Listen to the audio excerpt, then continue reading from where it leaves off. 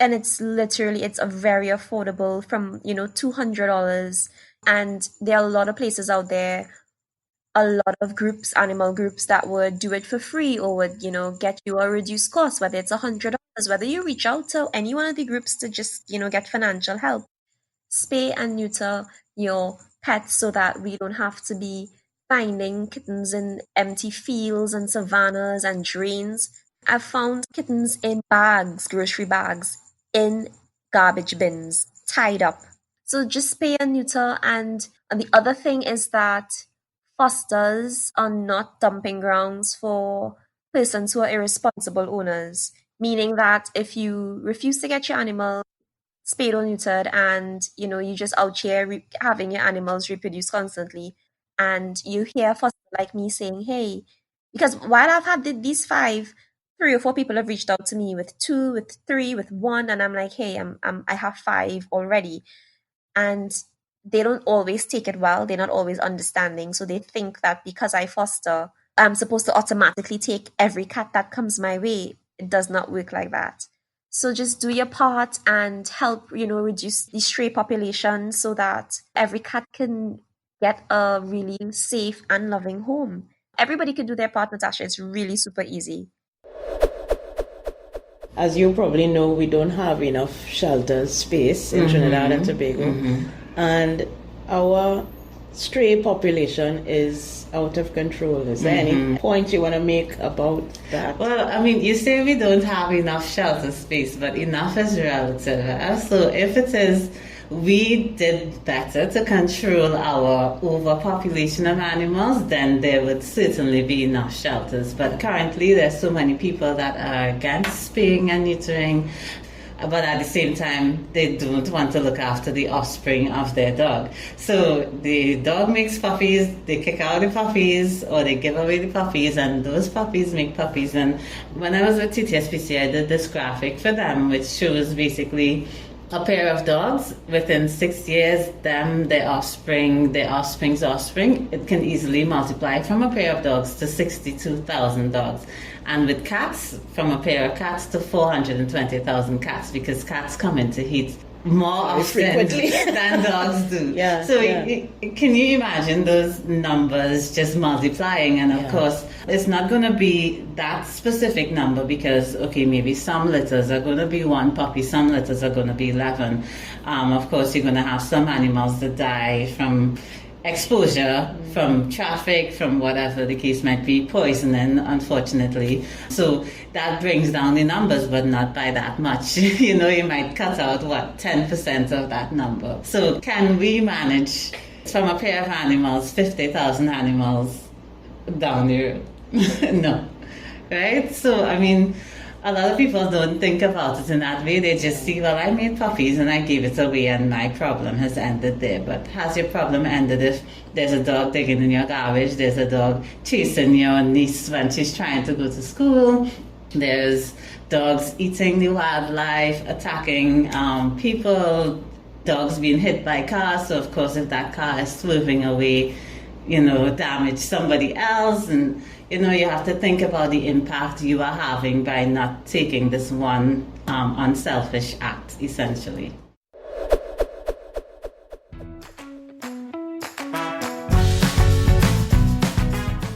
So that was the spay and neuter segment. This is so important to the work that rescuers, fosters, vets and others do for animal welfare.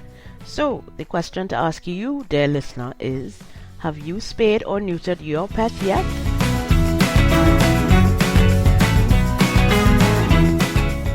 Our final theme for this special Best of Animalia podcast is relationships. We'll hear Garth Sinclair, also my husband, from episode 6 about how he developed a love and respect for cats. We'll wrap it up with Liselle Harry-Paul from episode 5, who, as a groomer, talked about how the owner's relationship with their pet makes her job so much easier. Let's go.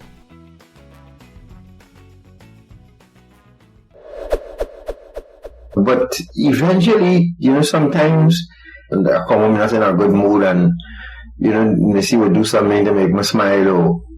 And after a while, I just decide, look, It's either I live with it or, leave both of you all.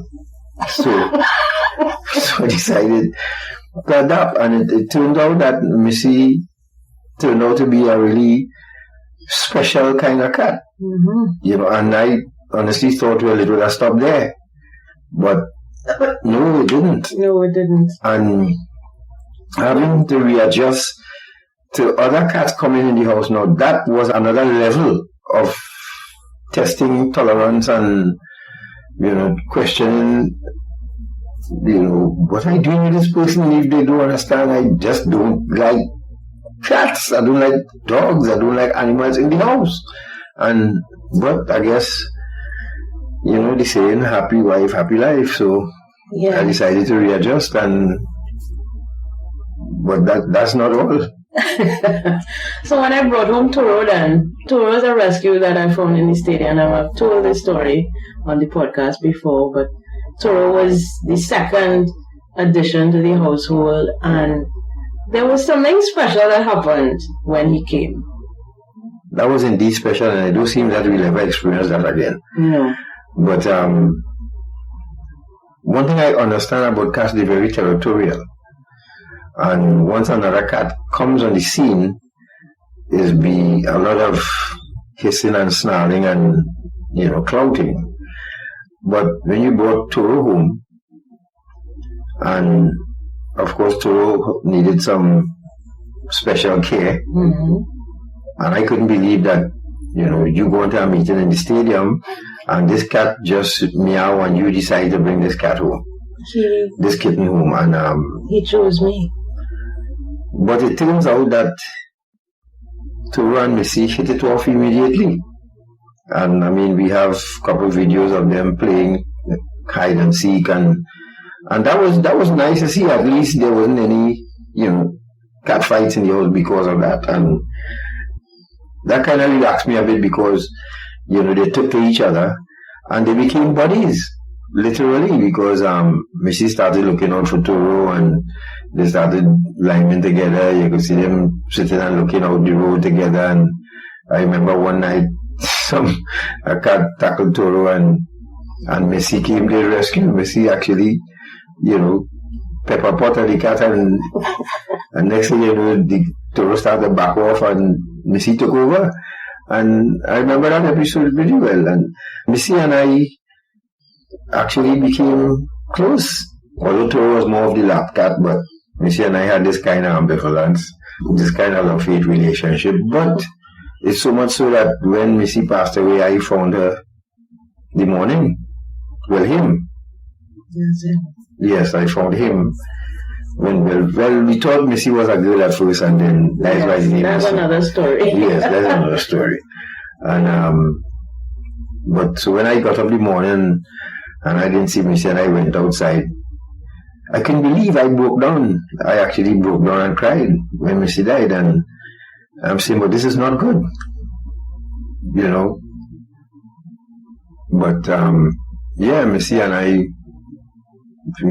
became close. So when Missy died, it broke my heart. I remember having to do a lecture that morning at Holy Name Convent, and I was explaining to the students what happened that morning, and I almost broke down again in front of them. So I never thought, a pet dying like that would have had that effect on me. But I think I started feeling a little nostalgic, or maybe I should have gotten closer to Missy or understand Missy a little more, because he was very greedy.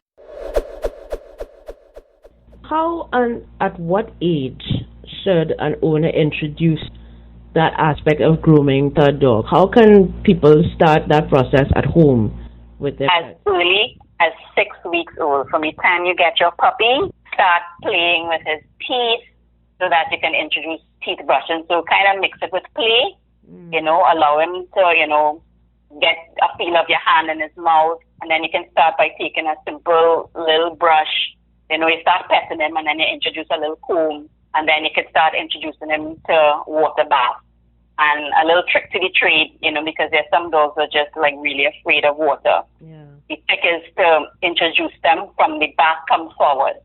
if you introduce them towards it from the face forward, that's when they're going to fight up and scratch up, and then it's going to be unpleasant. And then from the time they see water, they're just going to shut down and give you trouble. Right. But, with a soothing, calming voice, you let the water run and tell them it's okay, and then introduce them from back, come up, and just get them accustomed to it and keep giving them reassuring words. And once you make that first bath pleasurable at that young age, you'll associate it with something pleasurable and fun and relaxing, and then they wouldn't give you any trouble. Yeah. Of course, there are a few that, because of DNA, it's really inbred that they just hate a bath. That's when we come in, the groomers, that have a little experience and have the equipment to restrain dogs. So of course, not hurting them, but, a little knowledge and the tools, you'll be able to handle them. But I always tell people from the time you get a puppy, 6 weeks old, start introducing them to grooming and particularly bathing. So, which are the most difficult dogs to groom? Is it a matter of breed or just temperament, or what causes the challenge? I think it's a matter of temperament of the dog as well as the owner. Unfortunately, yeah, because when you don't reinforce proper behavior, that tends to be a problem with regards to grooming. And then again, there are just some dogs that hate grooming. It's not breed specific at all. I will have dogs that will lick me and, playful before grooming. And during grooming, they're like attack warriors. They have this love-hate relationship. They will bite. Wow. And then when you finish with the grooming, it's back to the sweet, lovable dog. I've had those. And then again, with owners, some people think that if you're combing the dog and the dog nips you, it's like, no, don't do that, no. And then they go, good girl. No, that's a good girl, without telling the dog, that behavior of nipping is not acceptable. Yeah. So the dog just has an upper hand over them, and then they can't control the dog, and then the dog gets aggressive, and then they have stopped grooming, and the dog gets matted, and then they call a groomer, a stranger, to come and control a dog that's not been socialized or accustomed to grooming. So those are the hazards as a next topic, the hazards of being a groomer. Yes, well, talk about that. Yes, there's just like every job has its risk. Grooming does have its risk. You could be mauled by grooming a dog, specifically if the dog has not been socialized properly. You run that risk. I've come across people who have not even touched their dog.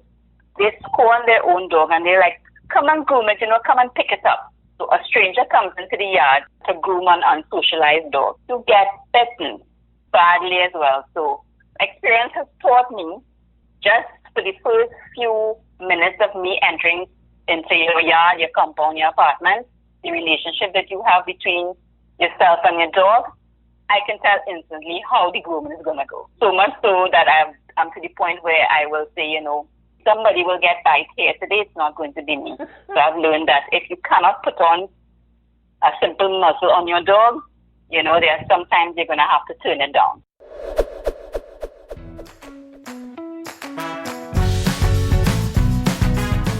And that was the relationship segment. I think it's so rewarding to listen to people who've come to love animals in the way they never thought they could, and equally those who take their love of animals and start a business which in some small way enhances the relationship owners have with their pets. Warm and fuzzy feelings, anyone?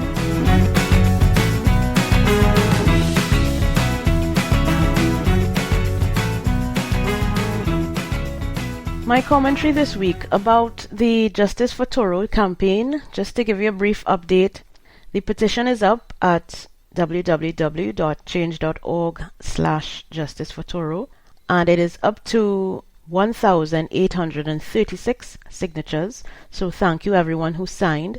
It will not be coming down until a local or national authority engages me in a serious way about my proposal to install animal control units in every regional corporation.